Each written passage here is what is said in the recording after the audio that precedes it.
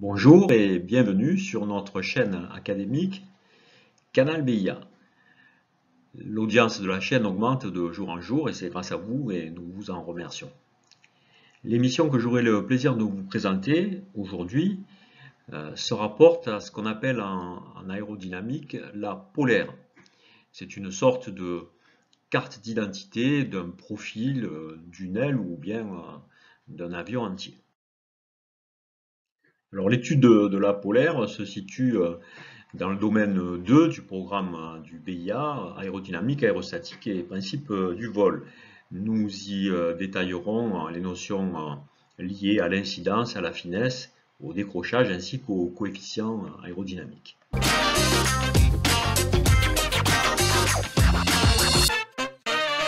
Alors voilà le plan rapidement de l'émission. Nous commencerons donc par quelques rappels sur la portance et la traînée. Ensuite, nous intéresserons aux variations des coefficients aérodynamiques, les Cx et Cz. C'est ainsi que nous serons amenés à construire la polaire à partir justement de ces coefficients Cx et Cz. Nous verrons ensuite quelques points caractéristiques de la polaire, ce qu'il faut en retenir, et nous terminerons, comme d'habitude, par quelques questions d'examen commentées. Alors, quelques rappels sur la portance et la traînée. Nous nous intéressons à ce que nous appelons un profil en 2D, comme vous l'avez suivi dans une émission précédente. Donc, profil soumis à un vent relatif dans une soufflerie pour en faire l'étude, avec une certaine incidence donc de l'aile ou du profil en question, qui va donner naissance donc comme on le sait, à deux forces aérodynamiques, la portance Fz et la traînée Fx. Portance qui est perpendiculaire à la direction du vent relatif, orientée lorsque l'incidence est positive, donc de bas en haut, et dont l'intensité est donnée par la formule 1,5 de ρ S V carré Cz. Et la traînée, qui est dans la direction du vent relatif, mais opposée donc au sens de déplacement de l'avion, et dont la valeur est donnée par la formule 1,5 de ρ S V carré Cx. Alors, dans ces formules, savoir que ces forces sont exprimées en newton, comme toutes les forces en physique. Rho est la masse volumique de l'air en kg par mètre cube. S, la surface à l'air de l'avion, exprimée en mètres carrés, donc surface des ailes, y compris la surface entre les deux ailes. V, la vitesse de l'avion par rapport à l'air, exprimée en mètres par seconde, et ces fameux coefficients, donc Cz et Cx, qui sont des grandeurs sans unité, dont nous allons préciser le sens et les méthodes de détermination. Bien, alors revenons sur ces deux formules et demandons-nous pourquoi est-il si important de connaître la signification, le rôle et puis la valeur de ces coefficients aérodynamiques, donc le Cx et le Cz. Alors pour cela, on va partir d'un exemple concret.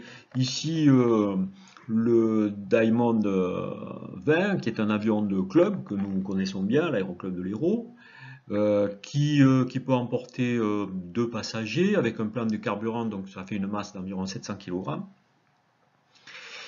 Son poids donc se calcule par la formule classique P égale mg, donc masse en kg multiplié par g qu'on prend égal à 10 environ, hein, donc environ 7000 newtons. Et nous savons en mécanique du vol que pour que l'avion soit sustenté et vole en palier, il faut que la portance équilibre le poids. Donc il est nécessaire que cette portance Fz dans cette formule donc, soit égale à 7000 newtons environ. Alors on a des données constantes, hein, on va supposer que l'avion vole dans une masse d'air dont la masse volumique est de l'ordre de 1,2 kg par mètre cube, c'est-à-dire qu'il n'est pas trop haut, hein, parce qu'on sait qu'en altitude la masse volumique diminue. La surface à l'air de l'avion est une donnée du constructeur, 11 mètres carrés. Donc à l'aide de ces formules, sachant que la portance doit équilibrer le poids, et ce quelle que soit la vitesse, bien, on peut faire déjà un premier calcul en se plaçant à une vitesse de croisière, environ 180 km/h, même si l'avion peut aller un petit peu plus vite. Donc, disons, pour la commodité du calcul, cela fait 50 mètres secondes. Donc, si on porte ces valeurs dans l'équation de la formule de la portance, donc on est amené à constater qu'il est nécessaire que le CZ soit égal environ à 0,4. Oui, mais lorsque nous sommes maintenant à une vitesse plus modérée, notamment à l'atterrissage ou au décollage, mais ici on va considérer l'atterrissage, c'est-à-dire une vitesse de l'ordre de 100 km/h, ou un peu moins, c'est-à-dire 27 mètres secondes environ, bien, le même calcul nous amène à une valeur fort différente du CZ, puisqu'il faut en effet qu'à ce moment-là, ce coefficient soit égal à 1,4, soit environ 4 fois plus. Alors précisément, comment quantifier, comment trouver la valeur du coefficient de portance CZ? Alors dans l'émission que vous avez suivie probablement, ou si ce n'est pas le cas, je vous invite à le faire, hein, sur la naissance de la sustentation, vous savez que des études peuvent être faites en soufflerie. Alors sur le schéma de droite, vous avez un schéma de principe qui consiste à placer donc un profil face à un vent relatif, c'est-à-dire donc dans une soufflerie, et à le suspendre à un dynamomètre, et donc évidemment on comprend bien que soumis donc à ce vent relatif, le profil va avoir tendance à monter, et du coup le dynamomètre va quantifier précisément la valeur en newton de la force de portance. Et connaissant donc cette force de portance, les autres paramètres étant connus, on va en déduire le CZ. Et ce que montrent toutes les études en soufflerie faites depuis la naissance de l'aérodynamique, c'est que ce CZ en fait va dépendre fortement de l'incidence, mais aussi de la forme du profil et de l'état de la surface. Alors vous voyez que dans le schéma de droite, on peut, au moyen du déplacement de cette ficelle là, on peut imaginer donc donner plus ou moins d'incidence donc au profil dans la soufflerie.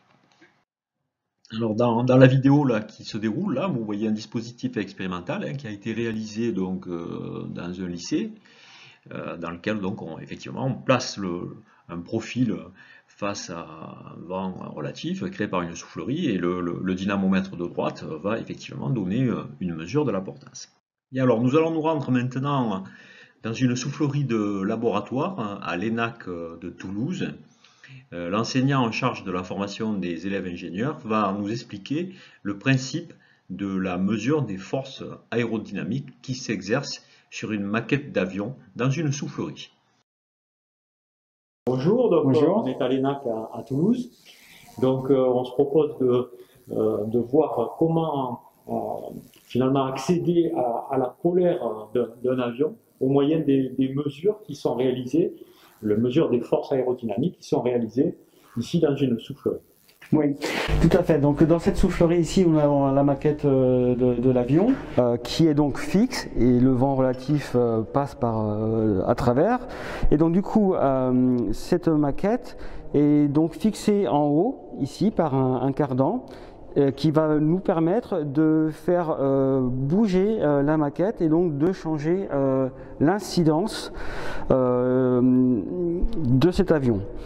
Après, cet avion est donc à une tige et est libre à ce niveau-là. Vous voyez, je peux bouger. Et donc lorsqu'on va mettre en route la soufflerie, des forces aérodynamiques vont se créer, et on va avoir une résultante aérodynamique, donc une portance et une traînée. Et ces deux forces, nous allons pouvoir les mesurer avec deux capteurs de force. Donc ces capteurs ici, avec ces tiges là, pardon, permettent de mesurer la force qui va s'appliquer, la portance et la traînée. Alors vous savez que on décompose la résultante aérodynamique en deux forces, la portance qui est toujours perpendiculaire au vent relatif. Donc du coup on va pouvoir mesurer la portance qui va être comme ça avec ce capteur là, et on va pouvoir mesurer la traînée qui est parallèle au vent relatif et qui va être dans cette direction, et donc on peut mesurer la traînée avec ce capteur là. Et nous avons donc les deux forces pour pouvoir après tracer les courbes. Je m'interroge un peu sur ces capteurs. Ce sont des capteurs de force, vous avez dit. Oui. Or, en physique, on a l'habitude, à un niveau élémentaire, de mesurer des forces de façon mécanique par l'allongement plus ou moins grand d'un ressort. Oui, tout à fait. Alors ici, comment ça se passe? Alors ici, c'est pas des ressorts, mais c'est des résistances. Et donc du coup, la variation, lorsque l'avion bouge, et donc du coup, on tire sur les capteurs et ça va faire varier la résistance électrique qu'on va pouvoir récupérer au niveau de l'ordinateur. Et on fait une conversion en force. Alors ici à l'écran, donc une photo d'une des plus grandes souffleries en Europe et au monde, au sein de l'ONERA, qui est l'Office national d'études et de recherche aérospatiale, dans lequel on place des maquettes d'avions ou certains avions à l'échelle 1 compte tenu des grandes dimensions de la soufflerie, et ce, pour y mesurer des forces s'exerçant sur ces maquettes d'avions. Ici, vous voyez ce qu'on appelle le bras porteur de la maquette, donc qui va être muni de capteurs qui sont des balances aérodynamiques, mais qui peuvent mesurer aussi d'autres paramètres comme les moments par rapport aux trois axes de l'avion.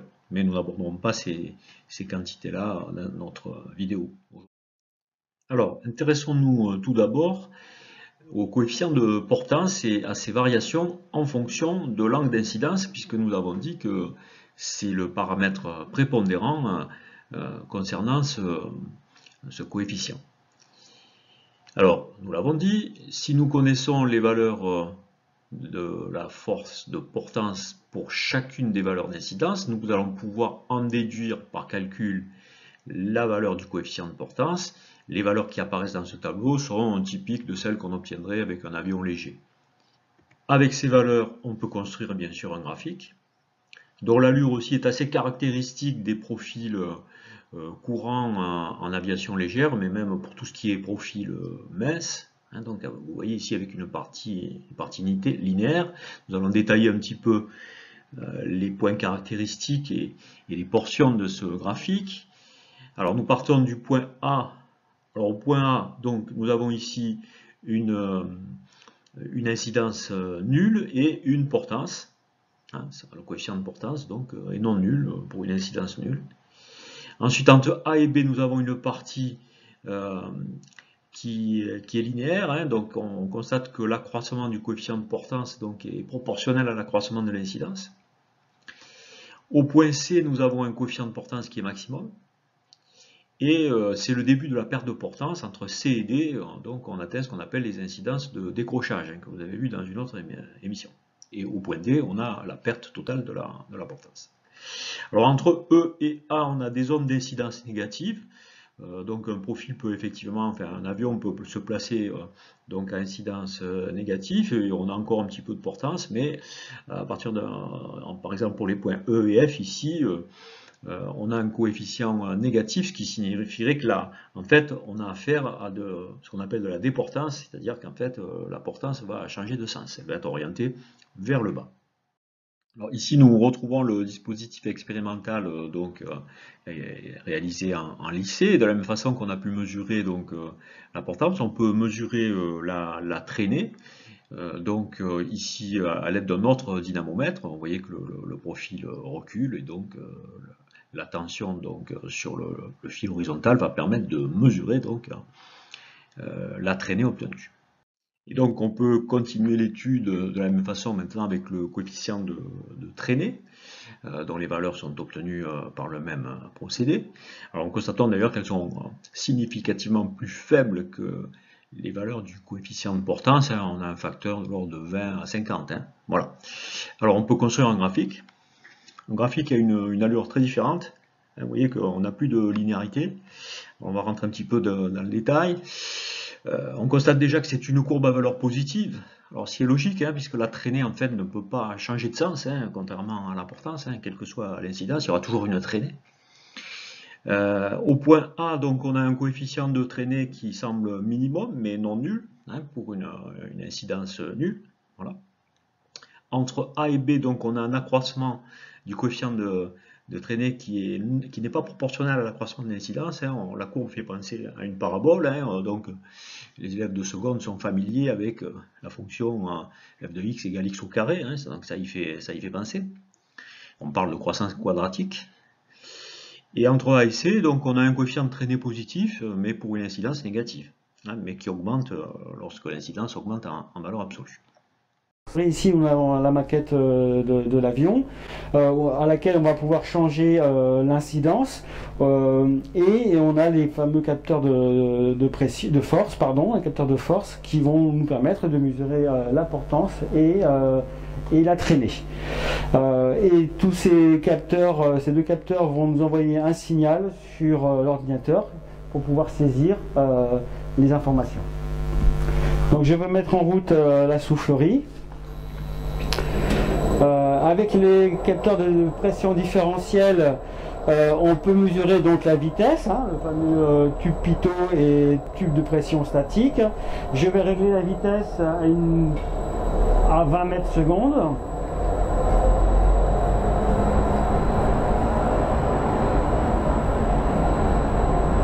Voilà, et donc nous voyons la portance et la traînée mesurée. Alors ce sont des petites valeurs, c'est des millinewtons. Voilà. Et donc là je peux faire, nous sommes à 0 degré d'incidence, je peux faire la mesure. On a donc le résultat dans le tableau, incidence 0, la portance et la traînée. Et donc on va continuer comme ça, changer d'incidence, prendre les mesures en incidence positive et en incidence négative. Donc là on a terminé toutes les mesures, et donc on va pouvoir voir dans le tableau les mesures que nous avons effectuées. Donc on a fait des mesures en incidence positive de 0 degré par pas de 2,5, presque 5 degrés, 7,5 et 12 et 15. Donc là on est au-delà du décrochage, et on a fait deux mesures en incidence négative, moins 2,6 et moins 5. Ça nous donne au niveau des courbes. Voilà, pour le CZ, donc le coefficient de portance ou la portance, on a donc le 0, on a la partie linéaire avec le décrochage à ce niveau-là. Donc là, on est au-delà du décrochage. Et donc la partie négative. Pour la traînée, on a donc une augmentation de la traînée au fur et à mesure d'augmentation de l'incidence. Si nous traçons les courbes, nous avons pour la traînée directement ces résultats en incidence positive et en incidence négative. Et pour le coefficient de portance, donc on voit le décrochage, et le décrochage en incidence négative. Alors, nous abordons maintenant le cœur de cette émission, à savoir la polaire et sa construction. Alors, nous avons vu que les variations des CX et CZ, donc en fonction de l'incidence, donnent lieu à deux courbes. L'idée géniale attribuée à Eiffel, c'est de rassembler les résultats sur une seule et même courbe. Alors, comment faire? Eh bien, c'est très simple. On va mettre en abscisse les valeurs du CX, hein, c'est-à-dire 0,02, 0,12, etc. Et en ordonnée les valeurs correspondantes du CZ. Ici, par exemple, si nous plaçons une incidence de 8 degrés, eh bien, nous allons placer le point d'abscisse CX égale 0,033 et d'ordonnée CZ égale 0,77. Alors du coup, nous perdons l'information sur l'incidence. Donc sur la polaire, il est d'usage de marquer en face de chacun des points l'incidence correspondante. Et de fait, de bas en haut, nous avons les incidences dans l'ordre croissant.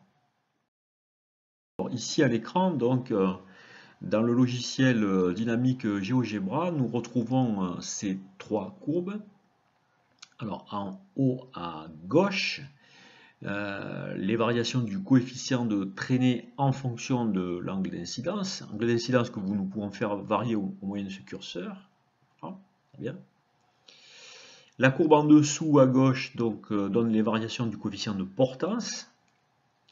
Donc, on constate à nouveau la croissance linéaire dans cette partie.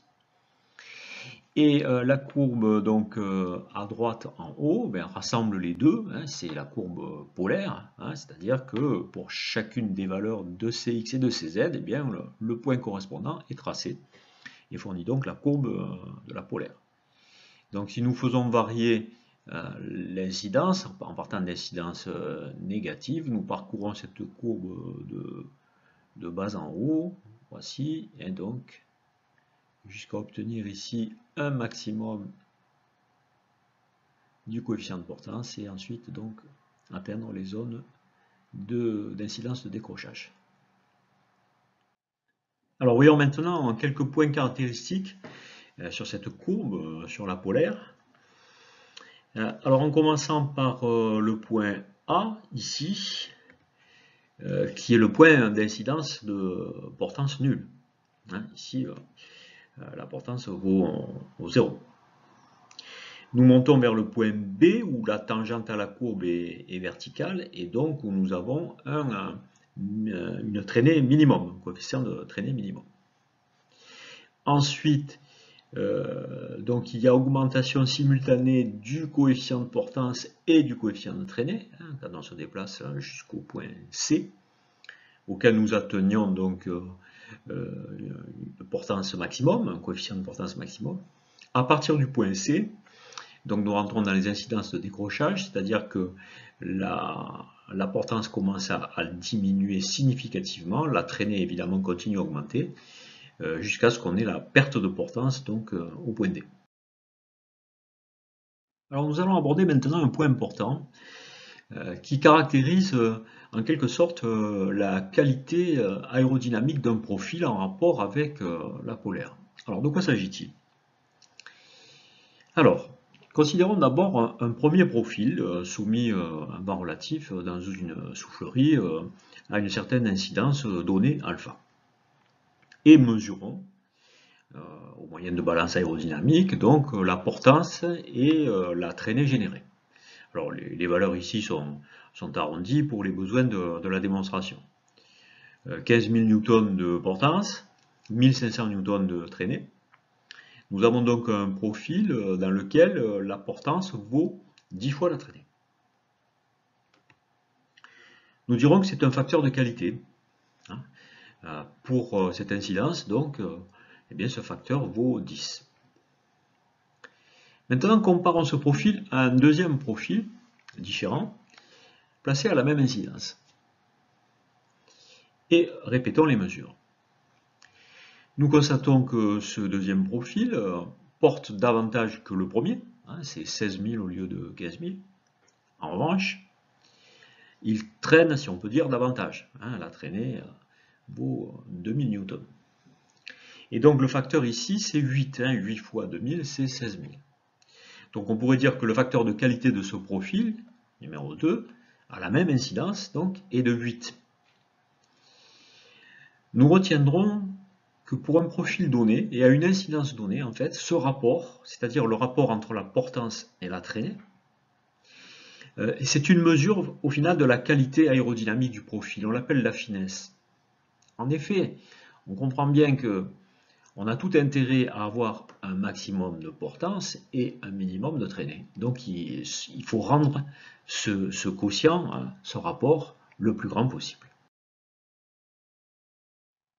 Bien, alors donc, nous allons poser une définition de la finesse, mais on peut se demander pourquoi avoir choisi ce mot. Alors, nous verrons dans une autre émission en fait que ce facteur de qualité, cette finesse, donc, est un élément déterminant dans la qualité de planer d'un aéronef, hein, que ce soit un planeur qui est dépourvu de moteur ou bien d'un avion qui serait en panne moteur.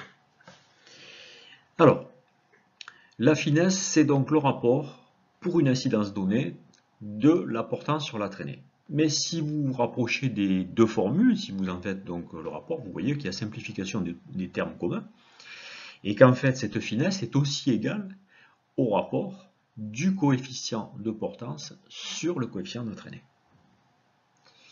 Et donc à retenir, donc on appelle finesse ce rapport portance sur traînée qui est égal aussi donc au CZ divisé par le CX. Alors si nous reportons aux valeurs que nous avons précédemment étudié. Si nous faisons le quotient, donc si nous calculons la finesse pour chacune des incidences de ce rapport, alors nous avons écarté les incidences négatives ici, ben, nous constations que la finesse n'est pas constante. Hein, elle part de 25, monte jusqu'à 28, redescend, 23, etc. Et décroît à partir, continuellement à partir de 8 degrés. Il est donc logique de se demander pour quelle incidence cette finesse sera maximum. Probablement donc dans l'intervalle 0 degré, 8 degrés, mais évidemment il n'est pas sûr que ce soit pour 4 degrés. En effet, lorsque nous avons des grandeurs qui croissent toutes les deux, ce qui est le cas des Cx et Cz sur cet intervalle, la position exacte du maximum de leur quotient ne peut pas se déterminer sur quelques valeurs numériques. Il faudrait des équations et puis faire des calculs de variation, de dérivées. Bon, là on est au niveau première ou terminale et de toute façon nous n'avons pas les équations des Cz et Cx. Alors nous allons procéder autrement pour déterminer ce maximum de finesse en revenant à la courbe de la polaire. En effet, si nous déplaçons un point sur la polaire et que nous observons donc le calcul du rapport Cz sur Cx, nous constatons que ce rapport passe par un maximum approximativement à cette position. Là il diminue, donc là il augmente à nouveau, et puis il diminue, et diminue ensuite constamment. Oui, mais géométriquement, que signifie la valeur maximum de ce rapport? Eh bien, elle sera obtenue lorsque l'angle formé par l'axe des x et la droite joignant l'origine au point considéré sera tangente à la courbe. En effet, en dessous, l'angle diminue, il augmente. Au passage à la tangente, il est maximum et il se remet à diminuer. Si nous matérialisons cette tangente ici, nous voyons bien effectivement, lorsque le point va arriver au point de contact de la tangente, nous aurons bien ici donc un maximum du rapport, c'est-à-dire un maximum de la finesse. Alors nous pouvons maintenant faire le point et savoir ce qu'il faudra retenir de ce que nous avons découvert. Alors évidemment la définition de la polaire, c'est-à-dire donc les variations du Cz en fonction du Cx sur une même courbe. Et les points caractéristiques de cette courbe, en commençant par le point A, le point de portance nulle, nous l'avons déjà vu, le point B, l'incidence donc correspondant à la traînée minimum, où la tangente est parallèle à l'axe des ordonnées. Ensuite, on passe par le point E, qui, nous venons de le voir, va nous donner l'incidence de finesse maximum. Ce point E étant défini par donc le point de contact de la tangente à la courbe passant par l'origine. Ensuite, nous montons sur la courbe à un maximum. Le point C, c'est donc le point de portance maximum. Et sur la portion CD, les incidences approchant du décrochage avec la perte de portance donc au point D. Voilà l'essentiel à retenir. Pour terminer, après, on dessine la polaire. Et donc on voit ici la polaire donc, qui augmente en incidence avec le décrochage ici. Donc la polaire, on a en ordonnée la traînée et en abscisse la portance. Donc si on regarde la traînée, la polaire pardon, au niveau d'un diagramme, voilà ce que ça nous donne. Donc on voit la polaire avec le décrochage et on utilise graphiquement une tangente à la courbe qui passe par l'origine pour déterminer la finesse max de cet avion on a trouvé 6,4. Et maintenant, pour terminer, quelques questions sur la polaire, question d'examen du BIA.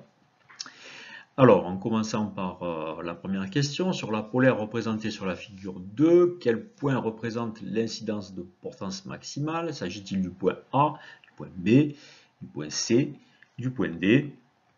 Bien entendu, nous l'avons vu, c'est le point B. Ici, la portance sera maximale. Question suivante, sur la polaire présentée dans la même figure, le point C correspond à la traînée minimale, la finesse maximale, la portance maximale et la portance minimale. Donc, nous venons de le voir, il s'agit bien sûr de la finesse maximale ici, donc on voit bien la tangente passant par l'origine. Alors, si nous l'avions vu en question, le point A correspondrait donc à la perte de portance, ou donc au décrochage, et le point D à la traînée minimale, bien que la tangente ne soit pas représentée sur le schéma.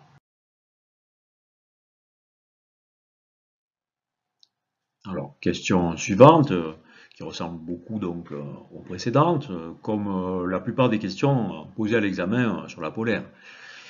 Donc sur la polaire représentée en figure 1, le point D représente-t-il la traînée minimale, la finesse maximale, la portance maximale, le point de décrochage? Bien entendu, il s'agit du point de décrochage, c'est le point donc extrémum ici sur la courbe. Si on nous l'avait demandé, nous reconnaîtrions en A le point où la traînée est minimale, en B le point où la finesse est maximale, en C le point où la portance est maximale.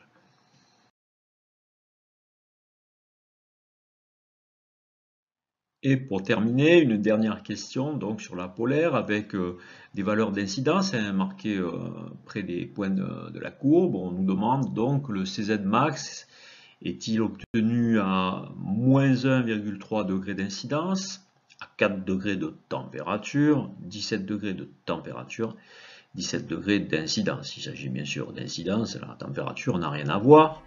Et la bonne réponse, bien sûr, est 17 degrés qui correspond au maximum de la courbe.